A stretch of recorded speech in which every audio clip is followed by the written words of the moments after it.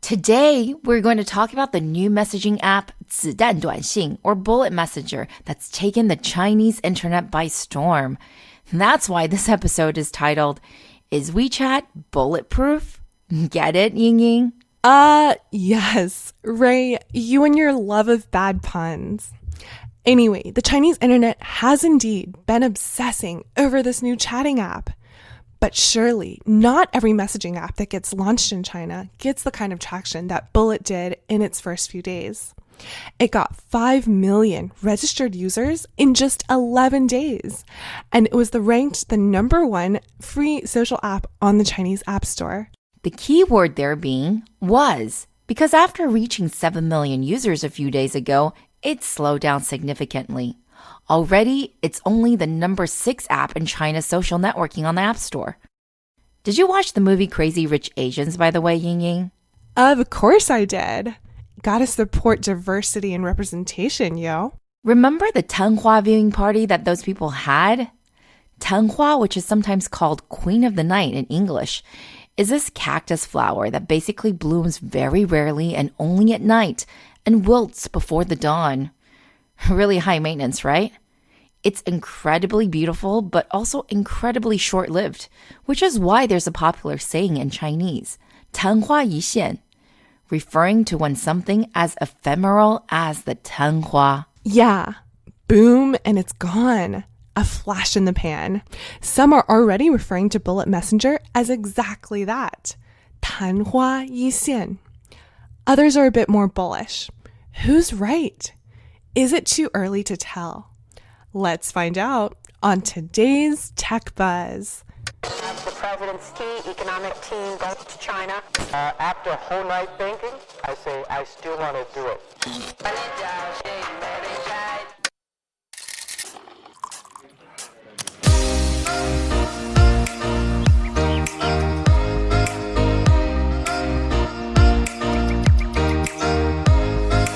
Hi, everyone. We are Tech Buzz China by Pandaily, powered by the Sinica Podcast Network. We are a new weekly podcast focused on giving you a peek into what's buzzing within the tech community in China. We uncover and contextualize unique insights, perspectives, and takeaways on headline tech news that don't always make it into English language coverage, so you can be smarter about the world of China tech. Tech Buzz China is a part of Pandaily.com, a new English language site that tells you everything about China's innovation.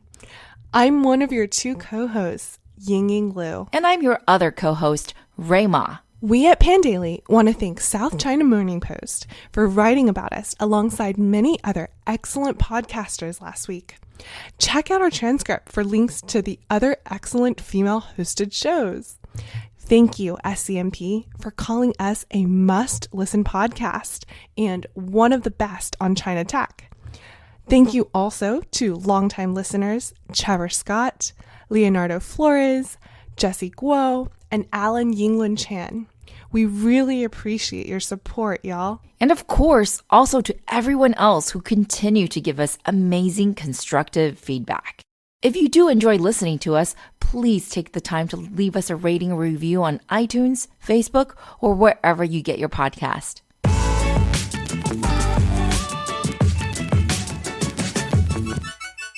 Honestly, Ray, most of the English articles I read on Bullet Messenger completely missed one crucial point: the incredible power and reach of its angel investor and best spokesperson, Luo Yonghao.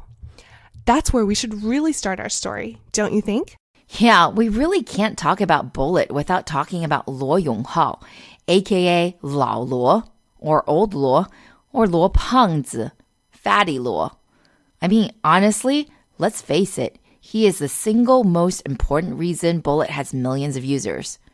Sure, maybe there's some product innovation, but without his marketing, there is just no way some dinky little messaging startup can get $22 million in funding just 2 weeks after launch, at a valuation, by the way, of nearly $90 million. For most of our listeners, though, this is probably the first time they've heard the name, because while Fat Luo is like an A-list business celebrity in China, he is not at all well known outside the country. So, Ray, how do we describe Lao Luo to our listeners? Well, Lao Luo, or Old Luo, really isn't that old. He's only 46 this year. He also isn't that fat, although he is kind of rotund. Luo was born in Jilin, the northeast of China, in what we call Dongbei, where the weather is really harsh and the people are known for being very resilient and hardy. Hardy and also humorous. I'm not really sure why, but a lot of famous comedians from China are from this area. Maybe life is just so tough there. You just gotta learn to have a sense of humor. Well, life was tough for Luo. He wasn't from a well-to-do family, that much we know, and he quit school for good in his high school junior year. He then did a few odd jobs, including selling secondhand books and smuggling cars, before deciding that his future lay in teaching English. Yeah, he is a used book salesman turned English teacher. Legend has it that he was rejected twice by New Oriental, China's earliest and largest scale test prep company, before the founder, Yu Minhong, finally hired him as an English teacher for the GRE in 2001. Now, you're probably thinking, great, he was an English teacher, so what? And this is where you would be wrong, because this is actually a very, very important point. The Chinese tech space is filled with English teachers, especially those from Xindongfang, New Oriental. Don't believe me? China's self-proclaimed Bitcoin billionaire, Li Xiaolai, Credities, one of China's largest fintech companies, founder and CEO Tao Ning. Guess what? Both New Oriental English teachers. And of course, don't forget the granddaddy of all entrepreneurial English teachers, Jack Ma. Although he was not ever at New Oriental. You know how in Silicon Valley we have the PayPal Mafia? Well, in China we have the New Oriental Mafia. No joke. Maybe you have heard of Bob Xu, Xu Xiaoping, and Wang Qiang, founders of Zhen Fund, a top early-stage VC fund in China. Both were New Oriental co-founders. Li Feng, former VC at IDG, founder of Free S Fund and a top fintech investor, also a former New Oriental executive. One article from 2016 even goes as far as to say that up to 65% of active tech investors were directly or indirectly linked to New Oriental. Now, I don't know if I believe that number. It sounds kind of high, but there's certainly a substantial number of New Oriental alumni in tech and VC. How random is that? I mean, New Oriental, which is listed, by the way, on the NYSE under ticker EDU and is today worth $11 billion, is still, at its heart, a test prep company. It's like if I told you that Princeton Review produced a bunch of successful tech entrepreneurs and investors. You'd be sitting there scratching your head, right? But if you're Chinese, this wouldn't surprise you very much. There's a few simple reasons why. In China, the best and brightest would usually choose to study abroad, especially in the US and UK. To do that, you have to study for the English standardized exams. So pretty much it was a guaranteed thing that the creme de la creme of China would have to take English test prep classes. And for a very long time, New Oriental was the biggest and most dominant player in town. In fact, most Chinese people I know have taken at least one New Oriental class, including our Pandaily founder, Kevin. Secondly, however, was the way New Oriental operated. In China, most teachers have absolute power in the classroom. They are to be absolutely respected, as it is considered a very noble profession. It's very much a hierarchical system. You don't question the teacher, and the teacher could care less about what you think about their teaching. Their job is just to make sure that you get high scores on your exams. In New Oriental, however, the teachers were rated by the students. Student satisfaction was a core KPI for the teachers. Now, what did that mean? That means that the teachers cared a lot about the student experience.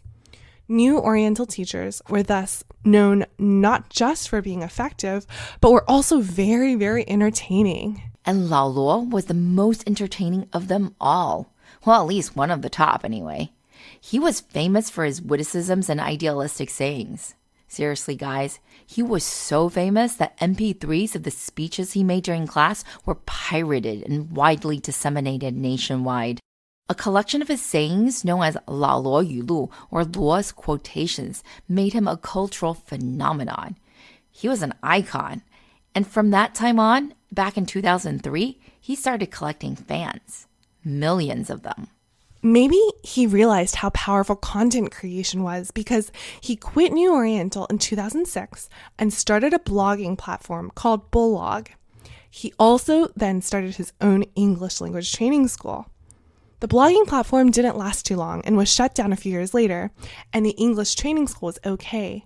But it was really his speech about his journey as an entrepreneur, titled An Idealist Startup Story, that made, or should we say kept, him super famous. That and a few books. That's really Lao Luo's style. He's basically this amazing storyteller that's good at tugging at your heartstrings, or what we call in Chinese, 很会灌鸡汤.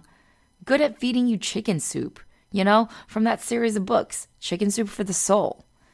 There are so many people in China who just love him and can't get enough of his particular brand of aphorisms.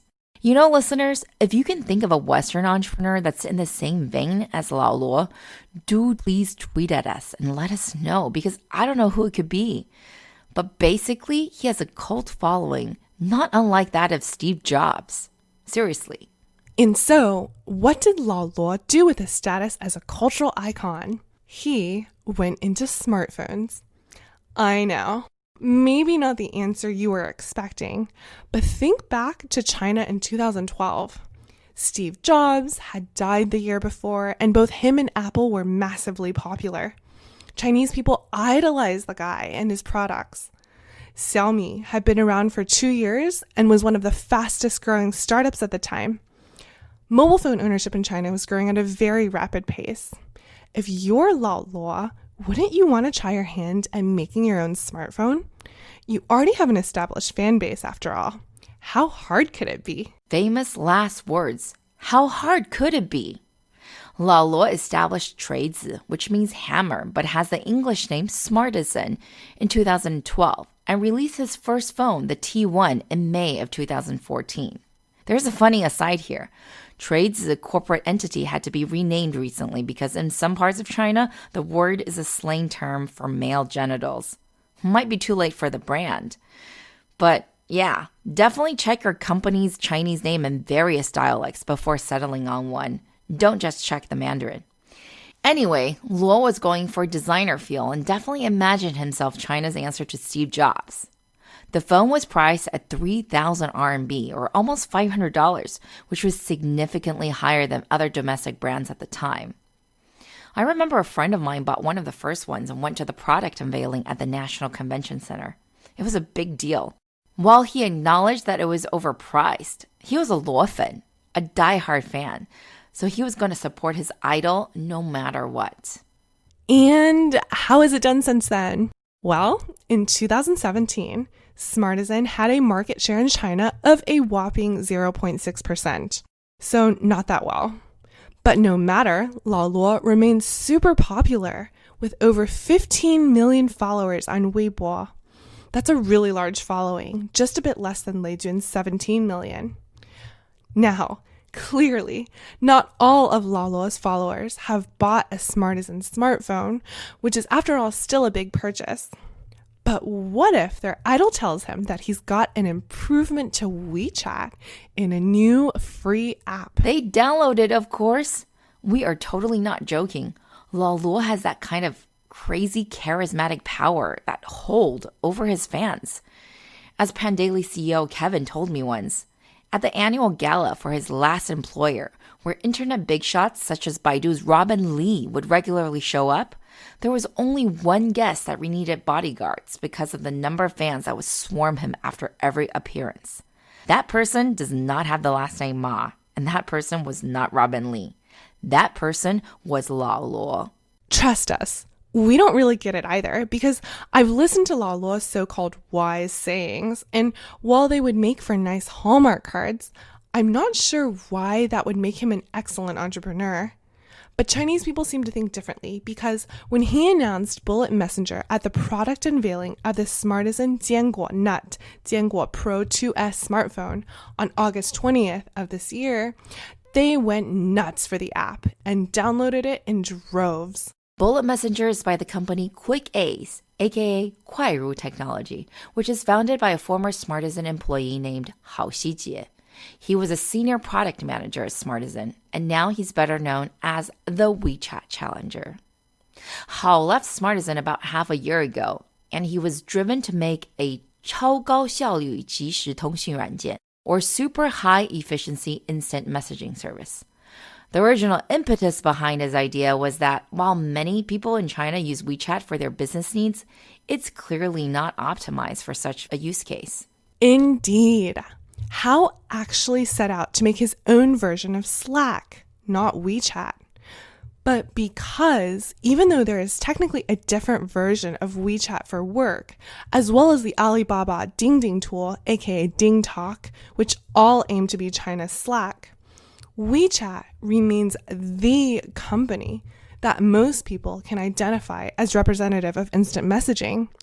While in China, media headlines still use WeChat Challenger, it's been made pretty clear that Hao's intention is to disrupt business messaging. In English media, this seemed to get a little lost. Either way, even Luo has said that while Bullet is not a WeChat competitor, he can't help but secretly be glad that they're being compared this way.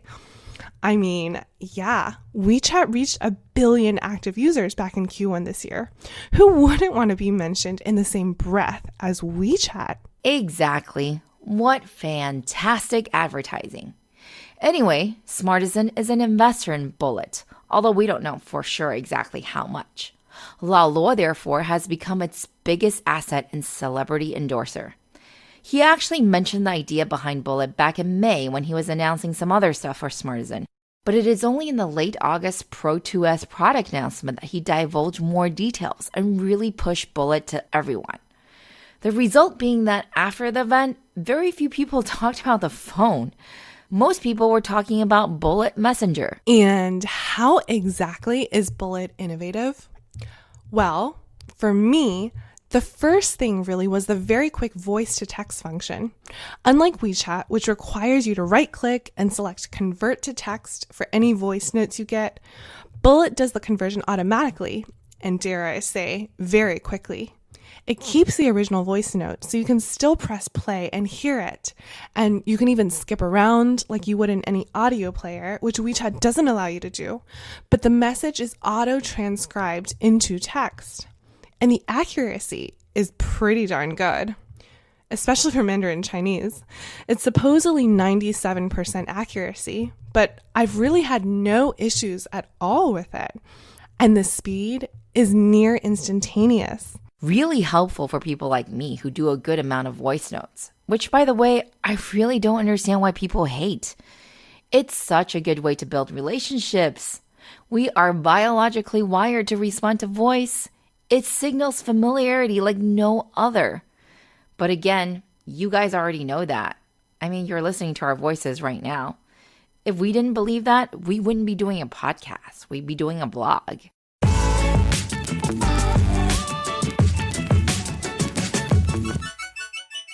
Come hang out with Rui and Ying-Ying next Tuesday at an event co-hosted by Pan Daily and Geek Park right in Silicon Valley. If you want to meet amazing Chinese tech companies such as Toutiao and Finance and Kuai, then come on through to the Fire of Innovation event held at the Computer History Museum on September 18th starting at 5 p.m.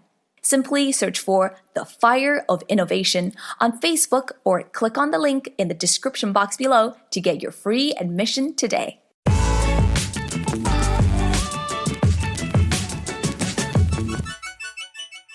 The other features are less obvious as you need more contacts for them to really be useful. You can reply in threads, which is great for group conversations, or to elaborate on specific to-dos, and which WeChat kind of offers in a primitive way in its web version. You can easily save messages to be answered later.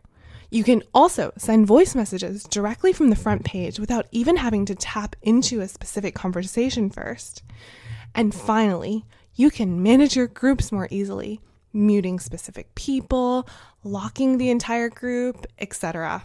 I don't know about super ultra high efficiency, but it's certainly faster than the WeChat setup. For the Android version, apparently you don't even need to be in the app to send messages.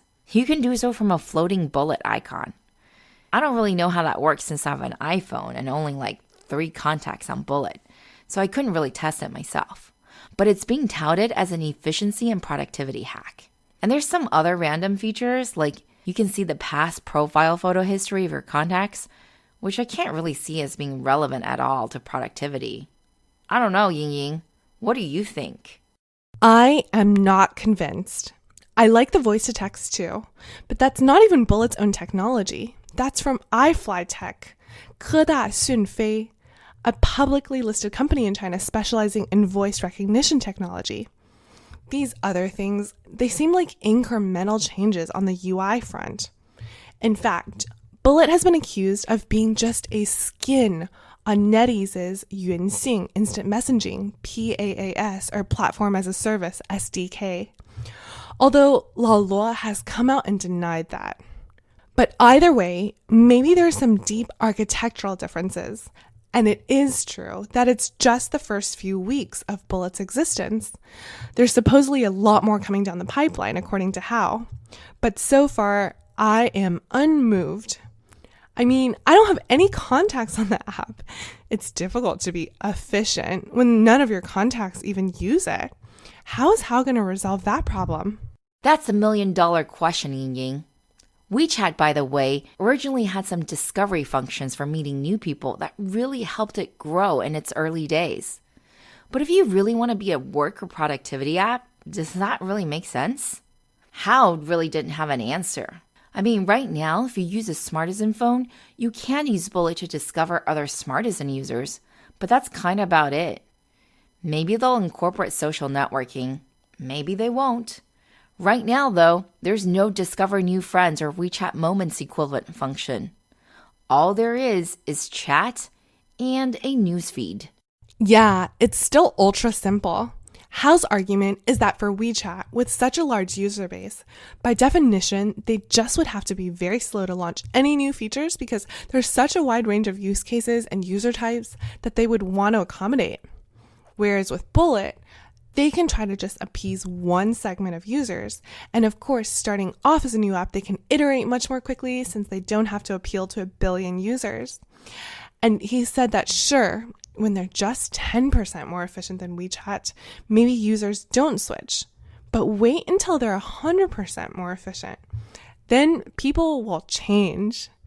Spoken like a true engineer. Let us build a superior product, and the users will come. Huh?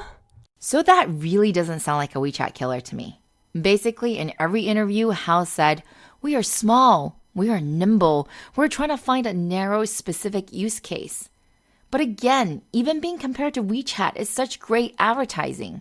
And it's true that in China, with WeChat having been so dominant for the past nearly a decade, there are people who are clamoring for an alternative. A minority of people, at least, think that WeChat has too much data on them, for example. Yeah, but Bullet is definitely not the answer if you want to protect your privacy.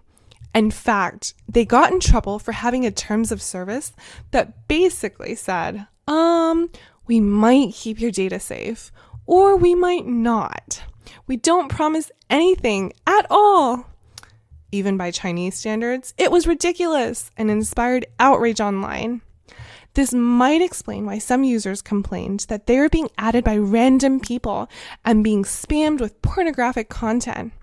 Or all of the inappropriate content could be why the user growth was so steep. Either way, that doesn't fit well with Bullet's aspiration to be Slack. And it will get them in trouble with the government if they don't fix it. No worries, though. Luo can take care of all these PR crises. The guy is a media genius. As I hope maybe we have convinced you so far, Bullet is really not all that special. I mean, it does have a few cool features, but the real reason for its first few million users? Luo. Come on.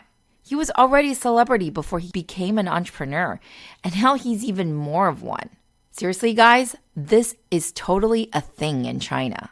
Yeah, If you don't believe us, just follow the Chinese coverage on the other big tech-related headline of the week, which was the arrest of Richard Liu, CEO of JD, for allegations of rape while on a visit to the US. Chinese businessmen, especially internet entrepreneurs, are not just business leaders. They are regularly in the gossip columns because they're basically celebrities. The closest equivalent I can think of is Elon Musk and the attention he gets outside of his business decisions or technical prowess. But in China, someone like Lao Luo gets just as many memes as, say, a famous performer. Actually, especially someone like Lao Luo, who I would argue basically is sort of a performer. Indeed. But performances aside, most industry analysts are not bullish on Bullet's chances. I think by now it's pretty clear we are not either. Don't just listen to us, though. We asked our friend Matthew Brennan what he thought. Matt, could you introduce yourself? Hi, my name's Matthew Brennan. I'm a speaker and a writer focused on Chinese mobile internet. In particular, I'm known for analysis of Tencent and WeChat. I'm in the midst of putting together a book entitled The Story of WeChat, which should be out by the end of the year. Okay, so all those silly headlines about Bullet disrupting WeChat, Matt, you already know what we think. What do you think? Bullet Messenger isn't a viable competitor because their new features are very easily copied. As a late mover in this already mature category, we need to be looking to leverage advantages that the incumbents cannot match. This is exactly how Tencent was able to break into payments with the Pearl Harbor attack of Lucky Money. For context here, Alibaba Group has tried to take down WeChat several times. Each time has met with spectacular failure. Firstly, they failed with the messaging app Laiwang. It was reported that Jack Ma was so concerned about the rise of WeChat that he sent an internal memo to Alibaba staff insisting that every staff member must recruit 100 non-Alibaba friends to join the social network or risk losing their annual bonus. And Financial's Alipay also has a pixel-level clone of WeChat embedded directly into their app. And as recently as 2016, Alipay ran a social circles feature designed to increase social communication and engagement. Again, it met with quite hilarious failure and much embarrassment when they were widely accused in media of helping to facilitate prostitution. Yeah, we covered that back in episode 11 on our episode on Ant Financial. Hilarious failure indeed. But okay, we already know Alibaba, aside from DingTalk, is pretty abysmal at messaging and anything social. I'm super curious. What do you think a viable competitor to WeChat would even look like? The change in paradigm that allowed WeChat to rise up initially and become China's default messaging product was the shift from desktop to mobile. I think we're going to have to see a similar device shift, probably to some form of smart glasses for a serious competitor to really emerge. We do see a similar thing in China to the West, where kids don't want to be on the same apps that their parents use. But Tencent also has this threat fairly well covered because of its mobile QQ messenger. WeChat has so many moats: the social graph, universally accepted online-offline payments, a very rich media and content ecosystem, and also a developer ecosystem that has expanded considerably with the rise of mini programs. WeChat's really a juggernaut. It's more like a device-neutral operating system than a messaging app at this stage. It's questionable whether it's actually possible to function as a normal adult in Chinese society without using WeChat. Even Jack Ma admits to using WeChat, although he claims never to have sent Lucky Money. Thanks a lot, Matt. That was really helpful. By the way, Matt can be found at @mbrennan_China. That's spelled @MBRENNAN China. And on the podcast, China Tech Talk. Okay, so Bullet ain't gonna disrupt WeChat. Maybe it has a shot at workplace communications like Slack. Maybe. It'll have to unseat existing competitors first, though. But hey, when has that ever stopped VCs who are hoping to get lucky? Never, Ying-Ying, never. VCs are not pessimists, we're optimists. Lao Luo said that on his Weibo. 51 venture capitalists and 7 large internet companies were eager to talk to Bullet about funding. Most of the meetings apparently didn't even happen, though, because within 3 days, the Bullet team decided to take $22 million on that nearly $90 million valuation we talked about earlier from Banyan and Chengwei Capital. This is before they even went through the whole list of interested investors. We now know that Tencent was among them, but didn't get to talk or to invest. Reports are that Tencent is really pissed. Pretty darn fast fundraising process there. But what is Bullet going to do with all that money anyway? They are going to burn through it. Okay, not burn. Invest. Bullet has 3 key to-dos, Luo posted on Weibo. First, stabilize the app, which they definitely need to do. Lots of people have issues with the app crashing, and also there's been a few gaping security holes that have been discovered and reported. Like, literally, all your information is completely unencrypted. Secondly, hire like crazy. Actually, hire enough to staff 2 shifts of workers. And third, spend. The plan is to spend 1 billion RMB, that's about 150 million USD, over the next 6 months to acquire 100 million users. Okay, that does not sound super practical, especially these days in China when venture capital is starting to dry up. But maybe not for Lao Luo's projects, for he is, after all, a celebrity entrepreneur.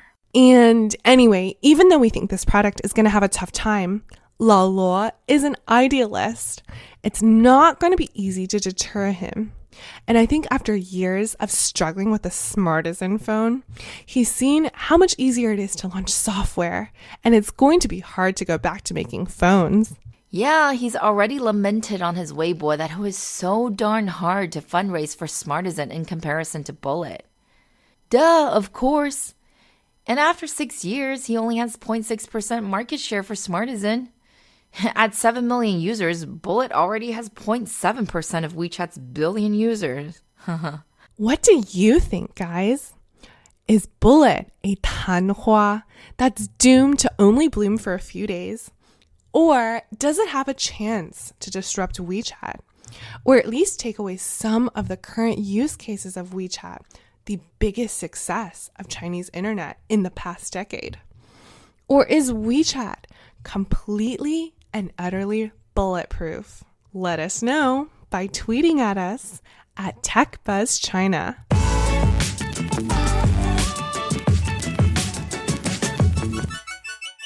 We'd like to give a shout out to our partners at SubChina. In addition to our podcast here with Pan Daily, they publish the excellent Sinica podcast, a weekly discussion of current affairs on China with journalists, writers, academics, policymakers, and business people. So while we only focus on tech, they really give you the entire overview. Go check them out.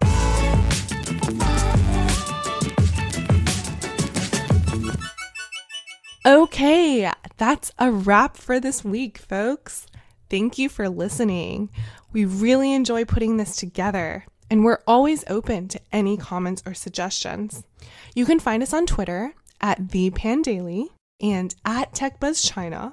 And finally, my personal Twitter account is GINY. And my Twitter is spelled RUIMA. Special thanks again to our guest Matt, who can be found at MBrennanChina. That's MBRENNAN China. And on the podcast, China Tech Talk. We'll be back here same time next week. Tech Buzz China by Pan Daily is powered by the Sinica Podcast Network. Pandaily.com is a new English language site that tells you everything about China's innovation. Our producers are Carol Yin and Kaiser Kuo. Our interns are Scott Du and Wang Menglu. Thanks everyone for listening.